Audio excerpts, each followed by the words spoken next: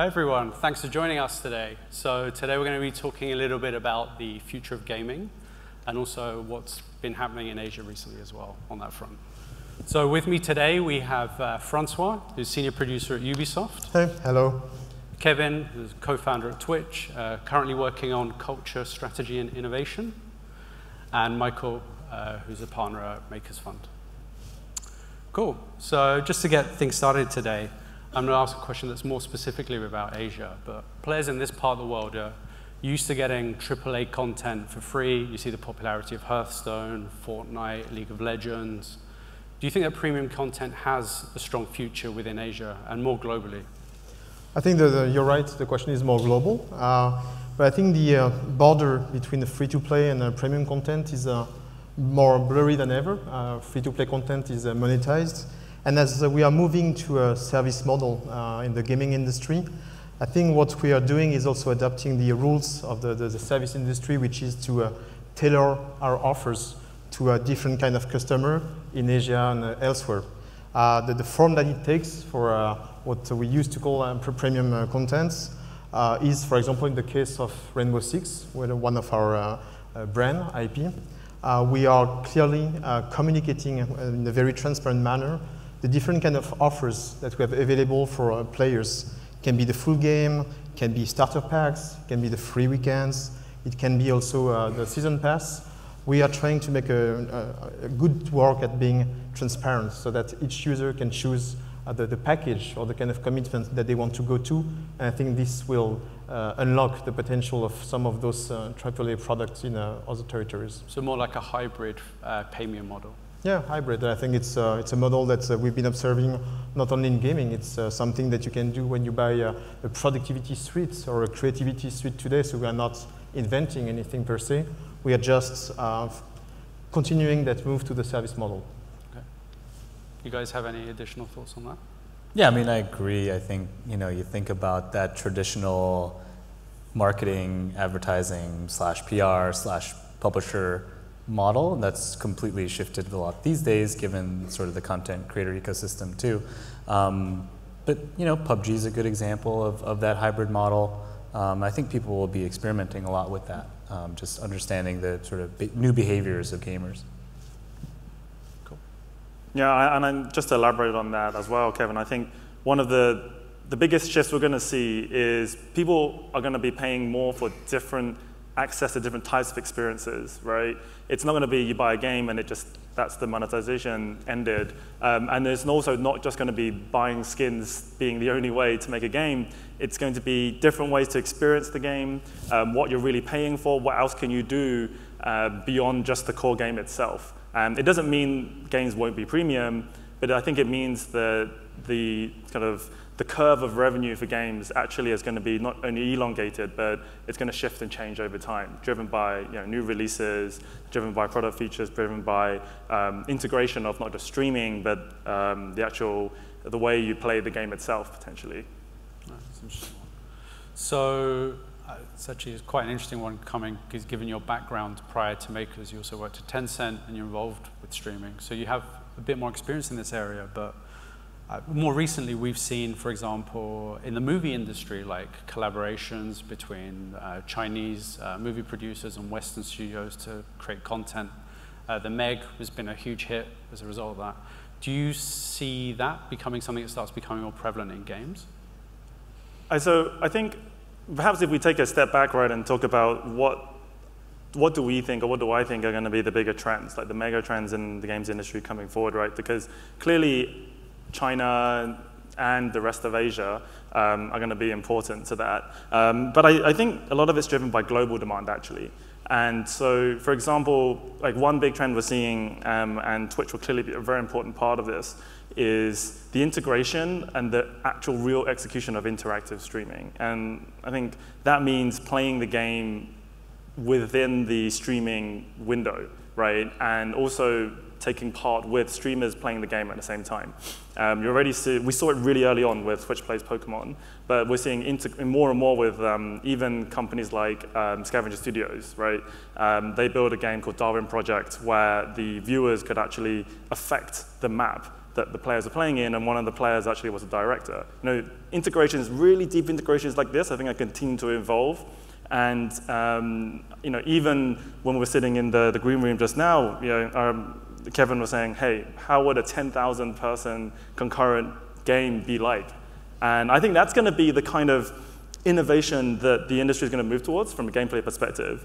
And additionally, from the creation perspective, I think one other trend we'll see is the real democratization of creation of content, right? And we're seeing already by how easy it is now to build a game with Unity, or it's easier with, quote unquote, but I think there's increasingly, these automation of previously very, very time-intensive things like artwork, art asset creation, AI creation, the engine itself, and then ultimately distribution, which we're seeing enabled by not just streaming, but also social platforms, instant games, and I think that's really going to change, I think, the gaming environment in the next few years.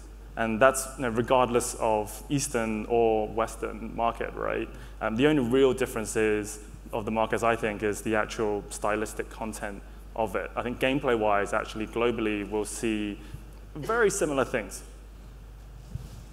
I think, yeah, to answer your question, this is changing the landscape. And for example, we announced a few months ago a partnership with Tencent to get our brands on the Chinese markets, especially on mobile and PC. But I think it goes beyond that. We've been, as a studio, creating a studio in Singapore more than 10 years ago now. And one of the reasons for that was being able to get both expertise from the Western world and the Asian world to be able to build with all this diversity, universal and global IPs that will be played by every player in the world. So it's changing, but it's promoting also diversity in the talent pool that we're using to create those IPs. That's very cool.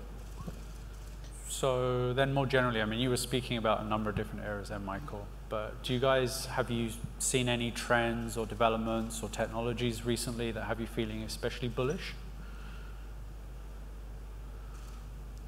And, me, sorry, I thought you said Michael. Well, yeah, tons. I think one thing Michael was mentioning earlier is just about this concept of building games in a really new format, new paradigm of bringing audience interaction in. That's something we're, for Twitch, we really hope that works out. But what's cool about systems like that is not only do you bring more people into the game, you bring new economies to game developers as well, but you also can share that economy with creators. So as we start to see game companies that are bringing influencer IP as one example, whether that's like an esports team or an individual streamer into the game and sharing the revenue with the streamers and potentially with viewers as well, that creates this whole different economy that's brand new.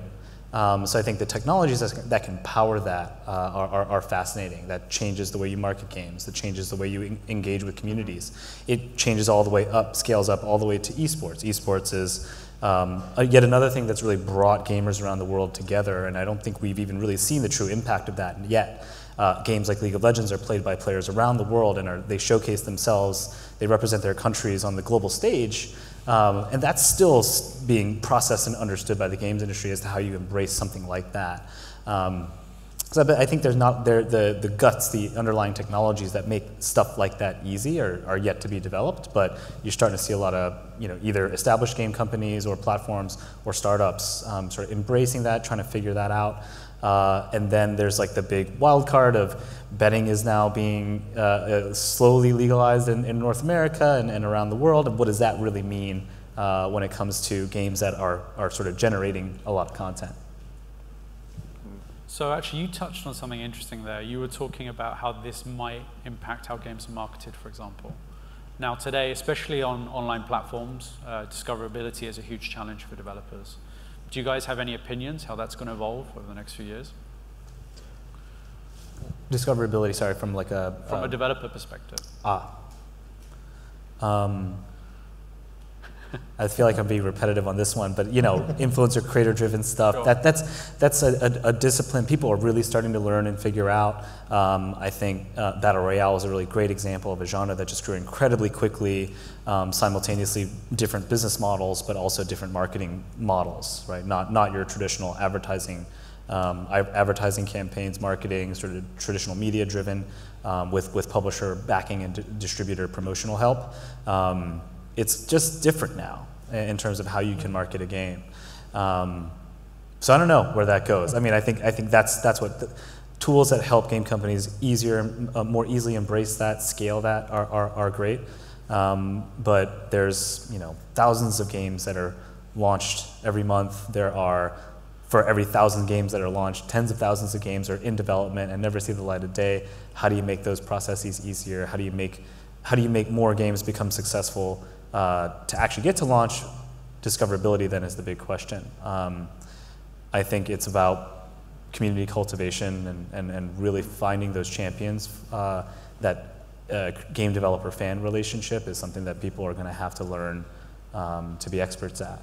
Yeah, I think to go along those lines, around games, around those services, we are starting to see the creation of real ecosystems in which it's not only a question for the developers, it's also a question, the discoverability for the community members, the content creators, the athletes, for when we talk about esports. And developers are not the only one who start to have an interest into promoting the discoverability of certain titles. So I think that developers will be less isolated, and they need to engage those other stakeholders to build that discoverability and that awareness. Mm-hmm. Yeah, and I think one other interesting trend, which is very hard to predict, but we're seeing already, is, for example, game subscription. And I think for example, Game Pass, and it's very clear that a lot of the players in the industry, like Microsoft, like Epic, they're really trying to change the game in terms of discoverability, take it away from Steam. Players even looking at disrupting the App Store, trying to disrupt Google Play, right? Fortnite didn't launch on Google Play a few weeks ahead of the big grand Samsung launch, right? So I think the discoverability world that we know today actually is going to be hugely disrupted. Not even just that, but if you look at, for example, instant games, right? Instant games is an industry where it is basically the realization of social media platforms and networks, finally, that games should be a really core part of their retention strategy and engagement strategy, right? You'll look at WhatsApp, has never, ever, ever adopted any kind of game strategy. They haven't really thought about it, but they're being increasingly forced to look at it because people like WeChat very successfully launched their games platform. You look at Messenger, they have a games tab now. They only have 5 buttons on there. One of them is a games tab, right? Viber, Telegram, every single messaging platform now is adopting a core sort of game strategy. Now, the first wave is going to be all very simple games, right? Things like throwing a basketball through a hoop or clicker games, right? But I think over time, that might be a very important consideration for discoverability. If you look at Fallout, right? One of their biggest titles, Fallout Shelter, huge game, obviously a lot of controversy behind it, but the game is another way to essentially funnel people into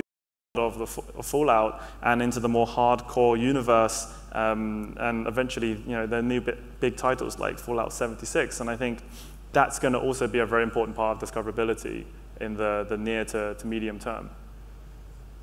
It's actually interesting. You were just touching on mobile. You were talking about instant games and Fallout Shelter.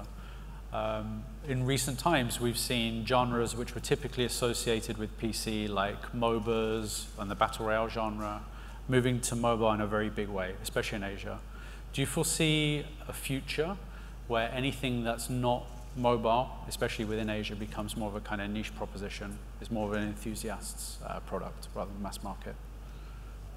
I think it's mobile. What it brings, it's a frictionless experience, and I think I would not separate mobile from the more traditional gaming system. I think we can see the beginning of an answer today, which is called crossplay, because in the end, our goal is to bring those universe and those experiences to as many people as possible, and the holy grail of that is removing as much friction as possible.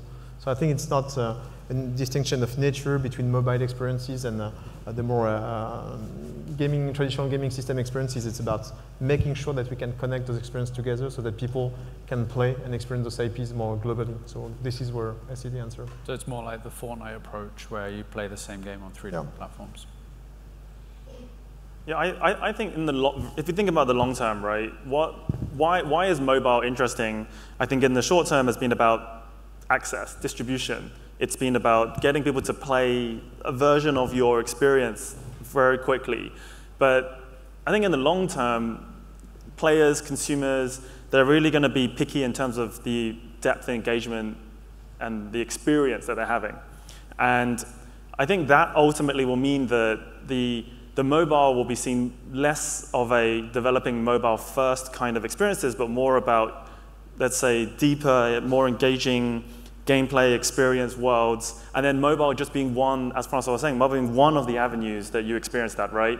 Mobile being one piece of strategy, another one could be the actual browser, right? So you're playing a game through Twitch, but it's the same game that I'm watching on my mobile, and not only that, but maybe on my Magic Leap headset, I'll be experiencing the same world, and it's the same world, and we're all engaging with it. But my expectation of the industry is that we'll increasingly go towards a platform agnostic world, right? Where it's not about, Xbox exclusivity or being PC only. But of course, the platform holders have every intention to make sure that doesn't happen. No names. Yeah, and I think one underlying technology that we've visited once before in the early 2010s that I think might actually, probably will work this time is cloud gaming. Removes all the final friction points of as a player of downloading it. It doesn't necessarily help with the discoverability question, but now, regardless of device, you can jump on, have a high quality, high FPS version of a game that you can play from your mobile phone, a console, a web browser, or whatever. And then with the inbound of 5G, that makes it even easier. So as a user now, you can be much more it's less friction, but you can also maybe be more non-committal about a game in that case. But you can test a lot more things much more easily. So coming back to, we were just talking about Fortnite and the multiple different platforms. It got me thinking, so there have been several Western developers, Riot being another notable example. They've had absolutely enormous success within Asia. How far off do you think we are having the other approach happen where an Asian developer has an absolutely enormous success in the West? And what will it take for that to occur? This is a very interesting question because there are a lot of people right now where their full-time jobs are to figure this out, and they're paid a lot of money to do it, and they have big marketing budgets, and it's an interesting one, right? So why isn't Honor of Kings, Arena of Valor succeeding overseas, right? And there's lots of different hypotheses, and but everyone has their own mindset and thought about this. And I think one of the really fundamental reasons is I think it's part cultural, and it's part player base. One side is the culture. So in China, Arena of Valor, basically it's all the characters. They're all from Chinese history. So everyone has a fundamental, deep understanding of who they all are, right? They're all from the Three Kingdoms, and they know who they are, and some of the more recent times, but there's a baseline understanding there. But when you take the game and you go basically put it into the US, and you change all the characters, and you say, okay, now you can play Wolverine, Mickey Mouse, or whatever, right? It doesn't have, I'm not sure it has the same resonance that these deep cultural understandings that the Chinese player base has. So that's one, I think, barrier. The other barrier, I think, is just gameplay and monetization strategy. I think that's really tough. I read an interesting analysis on this once. Basically, the way you would monetize your mobile game in China and the way you would do it in Europe or US is polar opposite. In Europe and US, you basically focus on the gameplay, you get them retained, then you do the monetization late in the game when you've played it, you're level whatever 20, and you've done a couple hundred hours maybe, or a couple tens of hours. Then you can monetize, and you play the long game. In China, it is opposite. You basically get them to think, okay, you can spend $100 now, and you will get like a shining rainbow-colored name tag above your title, right? And everyone knows that you're the boss because you paid $100. If you pay $1,000, that name tag will be 10 times bigger, right? And it is almost, that is a fundamental cultural phenomenon that doesn't exist as much in Europe and the US. And so that is as you guys will know, that's a design thing.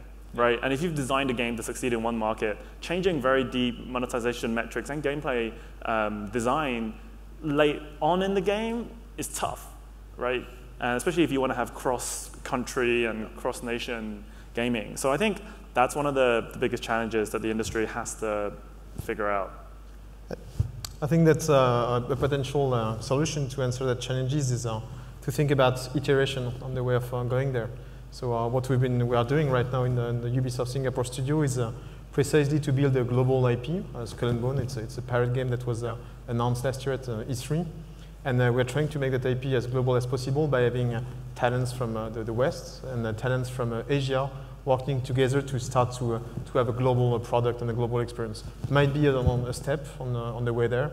It might take a bit of time before it actually happens the way you described it.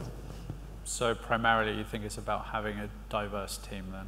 Yeah, it's about exactly the challenges that were exposed. We need to come to solutions together, and I think this is into the diversity of backgrounds, of culture, that we might find a solution to that. Okay. And this next question is actually more for you, Kevin. So this region in particular, in Southeast Asia, there's a big fragmentation of different game streaming platforms, like Cube TV, you've got Nico Nico in Japan as well. There's a whole bunch throughout Asia.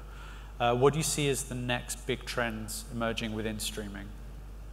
Next big trends emerging within streaming.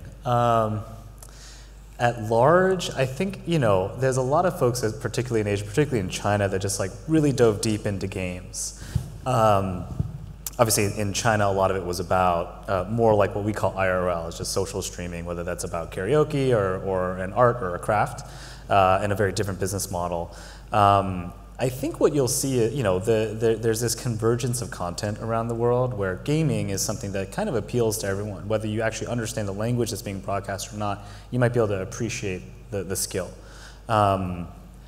And now, I think for us, we're certainly thinking about other genres. We're thinking about adjacencies. Obviously, gamers are not just interested in games. They have many other different interests and hobbies. And I think you'll start to see, as these new platforms pop up that are more, quote unquote, bespoke to a particular region or a particular style of content, that they realize, like, from a business model perspective, it's very hard to go that, like, very narrow. Gaming is quite broad.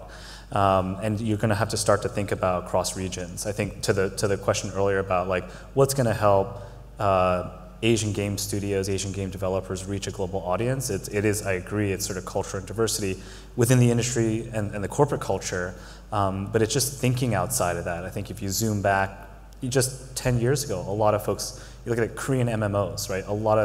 There was so much money to be made there. Like there was this industry-wide focus and impact, like focus on impacting your local market rather than thinking about a global market. And that's for cultural reasons, it's also for budgetary and marketing reasons, the difficulties of reaching a global audience. I think most streaming platforms that want to be successful, and we've seen so many pop up in very specific markets, whether that's Korea, whether that's Taiwan, or even Europe more broadly, it doesn't necessarily work. So I think from a streaming trend perspective, you really do have to think about a broader audience, particularly when the cost of streaming is so expensive. The monetization options are still relatively immature. I mean, we're sort of beholden to the ads industry in the West, although subscriptions are finally starting to work. But the virtual good model that drove a lot of the growth in the Asian market doesn't really translate. So what's the collision there? How do you adapt a platform to reach a broader audience? But interactivity is so important. I think when it comes to games specifically, what we talked about earlier around how do you now bridge active interaction from an audience that influences gameplay, that's going to drive a lot of new monetization, and I think a lot of the innovation in streaming. You were actually just talking about user behavior and streaming behavior. That's quite interesting consideration, is how do they vary between regions?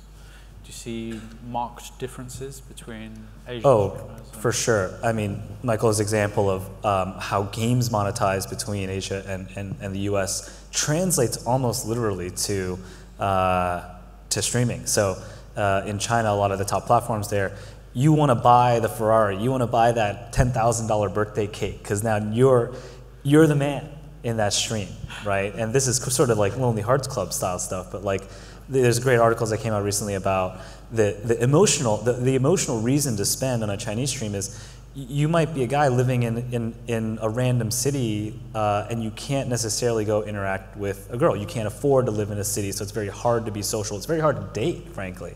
So what do? You go into a stream, you save up money, you aspire to be the guy, that whale that goes and spends $5,000 to get the attention of the girl streamer.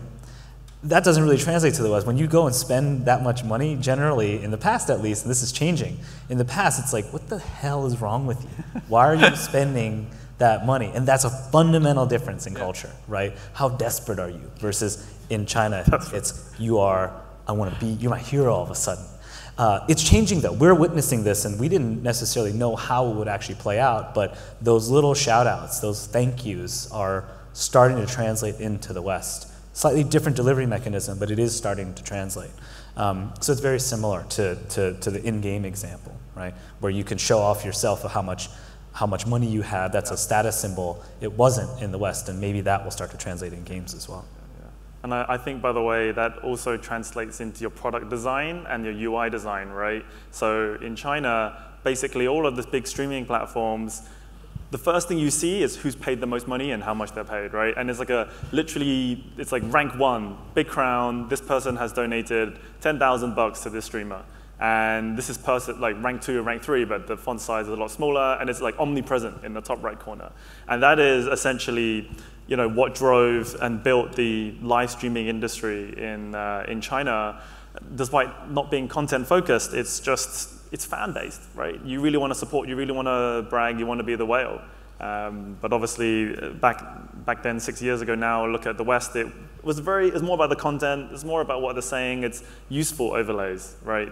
Related to the content. And I think we might see some ways that slowly evolves into the Western UIs, but I think it'll be very different in how loud and proud it is, to your point, Kevin. And I think the streamer, the streamability also impact the way that we are designing our games now. It's one of the first questions when you start creating a new game is how will that be a good tool for streamers to create a good interactive experience? How is it going to be a good show for viewers to look at? And those are critical choices that you make when you create a game, like the fact of creating a systemic game. Okay, we might create chaos at some points, which might be the basis of good stories, for example. So it's really changing the way that we are looking at the game experience that we're building. That's actually a really interesting point. So how is game design changing based on streaming? I think there's many solutions. It really depends on the kind of game that we're making. In the case of the game I'm working on, it's really bringing that systemic and elements in the game system. It's a game that is fully PvPvE, which is meant to create meaningful social interaction. And we know, and that's something that was really validated by when we showed the game at E3 to streamers and influencers. They see the potential of that as something that is going to allow them to engage their audience into an efficient manner, and that's really the testimony to what we're trying to achieve. That's very cool. I have one. I want to break the format slightly for one question. Can I ask a question to Kevin? When are we going to see the Twitch game? No pressure. Well, TwitchCon's coming up. No, we joke a lot about can you create a meta Twitch game about becoming a streamer as a video game? And we're like, that's not a great idea. PewDiePie game did okay, man. That game, was that? There was a PewDiePie game. There was, mobile, yeah. And it did okay. Yeah, it did okay. I mean, on the strength of PewDiePie. No, it's interesting. It's one of the biggest questions we get asked all the time. How do we make a game good for Twitch? How do we make a game good for esports? And we're like, well, we don't know, because most of the games that stream on Twitch, they didn't think about this, right? The most popular games really didn't think about it. But as long as it's watchable, great. But retro games work, new games work. It's not really formulaic at this point, right? Let's just do a little bit of market research. So, hands up if you'd like to play a Twitch game. I'd say there's good potential there. Yeah, well, Amazon's building some games. It's not they're not Twitch games, so to speak. Okay, we'll move on. Yeah.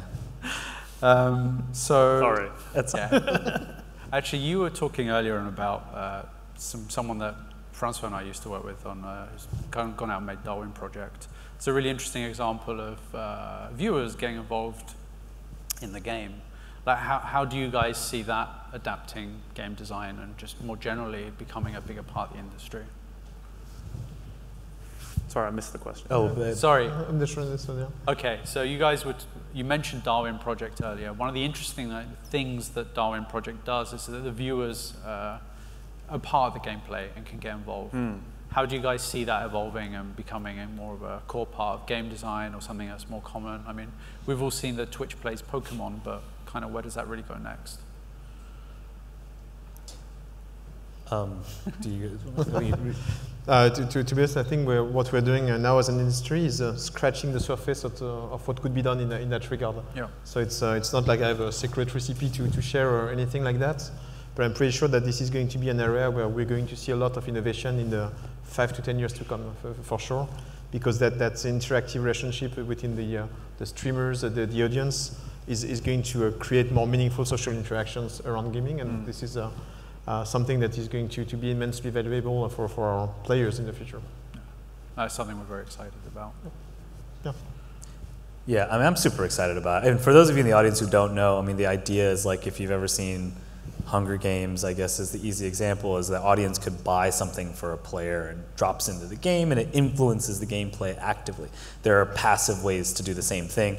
You could change the color of the audience in an NBA game, for instance, based on like paid cheering. There's simple things like that that are more cosmetic, but I think the exciting, I mean, we used to dream about like if you made a game where like your weapon or your sword, we used to call it the streamer sword, like if you had the more viewers you had, the more your sword glowed and maybe the more effective it was. But stuff like that that really get, you know, the point really is to remind the viewer that you recognize that they're there and how much influence you want to give them into the game.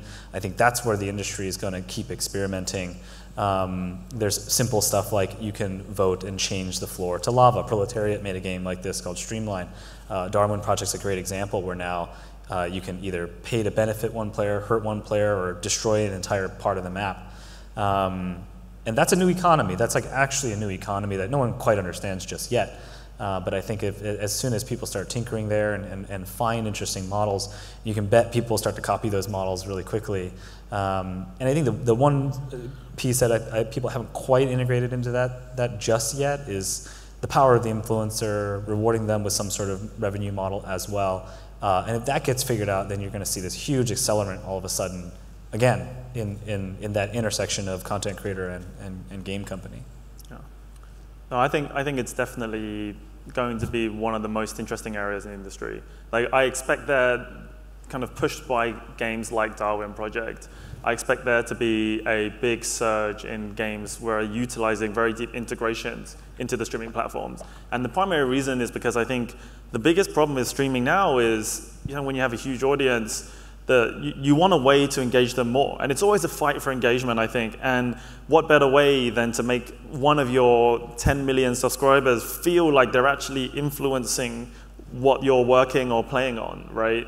And it's starting quite simple right now, things with maps, the map changing or cheering to affect whether you'll be able to access some kind of extra boost in the game or another item. But my expectation of the industry, powered by a lot of companies, right, both the platforms themselves, middleware companies, but also the actual engines themselves, is I think it's going to become really, really deep integration where the game environment and the gameplay itself is going to be played together with the streamers. Of course, there are some design challenges, right? Like, how on earth do you play a game where there's 100,000 people at once saying turn left and right? It's like Pokemon Go, right? Do you really turn left, or do you end up picking up, you know, going the long way around to go just 3 steps ahead of you, right? You'll go 20 steps to the left and then go back 100 times. And I think those are going to be really experimented on and figured out over time. But my expectation is it's going to be driven a lot by the AA guys. And I think it takes quite a lot of risk-taking. And then over time, it's going to morph into more of the AAA developers like EA, like Ubi as well, and hopefully more broad in the industry where it becomes an industry norm to have maybe a mode or a game genre where there is a very deep integration, right, with streaming beyond the core multiplayer or core single-player experience. So moving tack slightly, we recently saw esports at the Asian Games.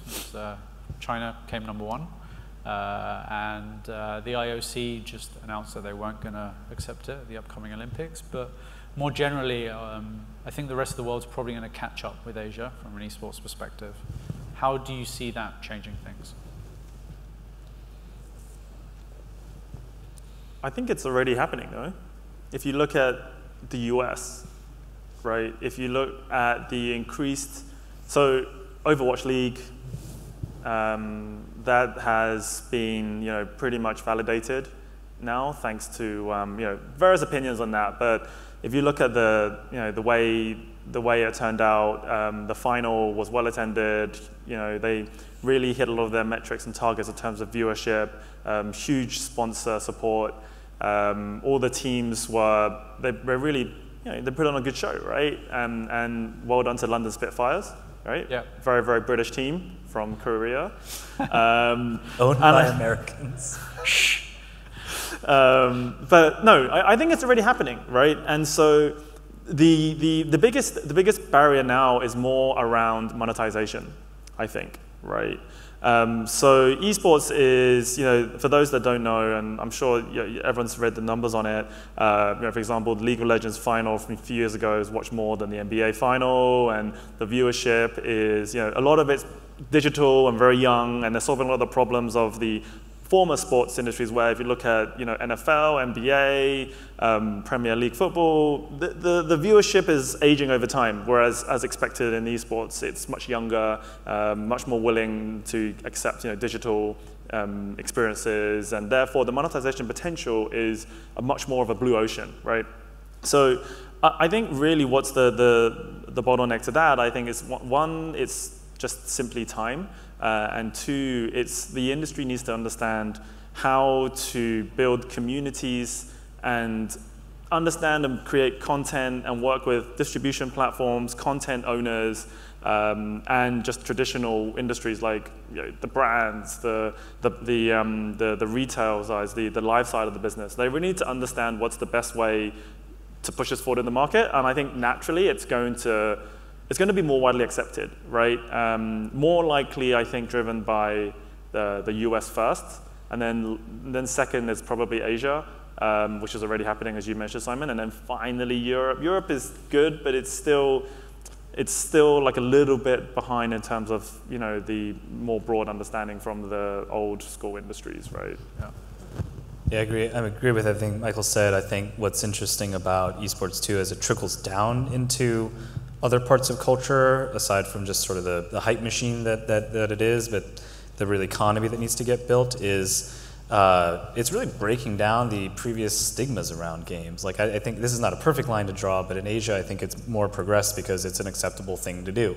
In America, it's like nerds versus jocks. That's like, we've been saying that for years and how we need to break that down, yet it continues to come up all the time. Trump, for instance, continues to blame things on video games, which is absolutely ludicrous at this point. But that is still part of this cultural stigma, and as soon as we can start to break that down, then you can play games in high school. There's a real infrastructure for you to grow into a professional, whether you want to become a game developer or an esports pro. You can start in middle school. That infrastructure will exist. That will be an acceptable thing to do. You might even have after-school programs where instead of playing sports, if you don't like sports, is you can stay at school and play video games so your parents can get a break. Like, there's all this cool stuff that plays out into the rest of culture once esports becomes successful. Yeah. And one interesting anecdote that I share quite frequently is, so I think about 15 years ago, I actually was semi-professionally playing Counter-Strike, right? So I drive all the way 2 hours to go to this LAN party to play at what was back then the world's top competition, World Cyber Games, right? And we win, we come close to winning, we come second. I say we win, but we came close to winning. Anyway, so I win between 6 people, I win a couple $100. It cost me $1,000 to get there, so I lost money. Like winning, it was supposed to be a national competition. Now it's completely changed, right? Now you can be full-time, professional, you have these huge teams, you have a lot of support, a lot of these kind of sports industries, understanding and expertise around player performance, around how to make teams succeed. that's really trickling into the industry finally, and I think that's going to also make a huge impact to the professionalization and the general acceptance of it, right? Even things like visas. I think a few years ago, you couldn't even get a visa from some countries to compete in the US because you're of an unfavored country descent. Cool. So I'm going to ask you guys what's now going to be the last question, but I'm very interested to hear your opinions on this. So what is your one unpopular, strongly held opinion about the future of the games industry? Do you want to start, Francois? Yeah. I don't know if it's unpopular or maybe an uncommon one. Is when I look back in the mirror, I started working in that industry almost 20 years ago. And when we started, we were probably one of the outsiders of the entertainment industry. And now, 20 years after, I think it's fair to say that we're one of the leading industry of entertainment. And I think that we have a next challenge ahead of us. That's my belief, that we can actually shape people's lives in the future, being more than entertainment. We talked about how esports can shape the career of some players. With blockchain, for example, it's likely that we will end up creating virtual job around gaming by creating, thanks to the immense computing power that will be at its disposal in a few years, we can create gigantic worlds. We're talking about that with very densely populated. We will be able to shape the perspective of people on our own world. And to me, this is really the goal beyond, and this is where we want to go. So you're talking more on the social responsibility side of the industry. Yeah, it's about being an active actor of entertainment. Yeah. Unpopular opinion. I think this is largely because the world we live in at Twitch is so related to free to play, but that stories and lore are just still a very necessary part of the game's experience. I think you look at games like PUBG, Fortnite, even League of Legends, while they had great character design, there wasn't a lot of background story to it. There wasn't a lot of world building there, and I think to me, it's a shame. Like if you're gonna end up with, even if you're gonna make a free to play game and thus you can't necessarily invest the resources into it, it's a shame if you miss that opportunity, because then as a business, it gives you way more opportunity in the future, especially as gaming and other forms of media collide more and more.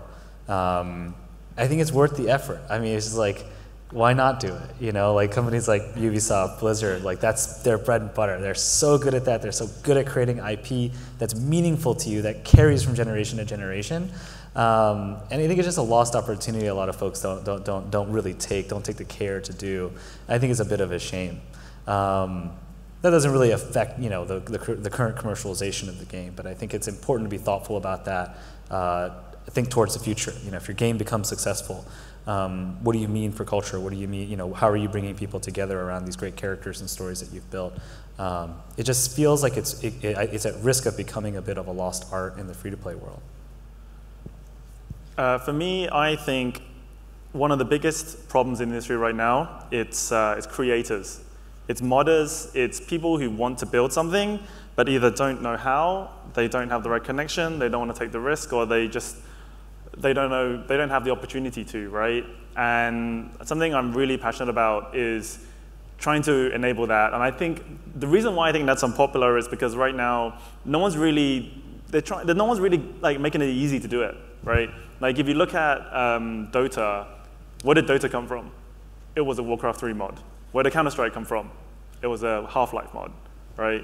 Where did Minecraft come from? Right? These are all like modding-centric things, and I was talking about this earlier with someone today, and not just that, but it's just like creators in Japan, for example, where they're too scared to leave the corporation because of, you know, the cultural issues in Japan. And I think enabling that by you know, giving them opportunity, either financially, structurally, or in the community in an incubation kind of way, I think that is going to be one of the biggest drivers of innovative content in the industry, especially in the next kind of 2 to 3 years. And I think, you know, people are going to underestimate that. Cool. So that's it for us today, actually. Thank you very much for your time, gentlemen. It's been quite enlightening. So we're down to the last 30 seconds. I guess we're not going to cover any questions. What's your unpopular opinion? Yeah. My unpopular opinion, wow. I've got many. I am actually not a huge fan of narrative, so my position is pretty much the opposite to yours. I think in free-to-play it gets in the way of the experience. Players don't read, they just want to get straight in. I think that elaborate world building and having the backstory but not surfacing it is really valid, but you have to handle that very carefully. And as a studio head, I'm often the target of strong debates about the importance of narrative and resources around that, so yeah.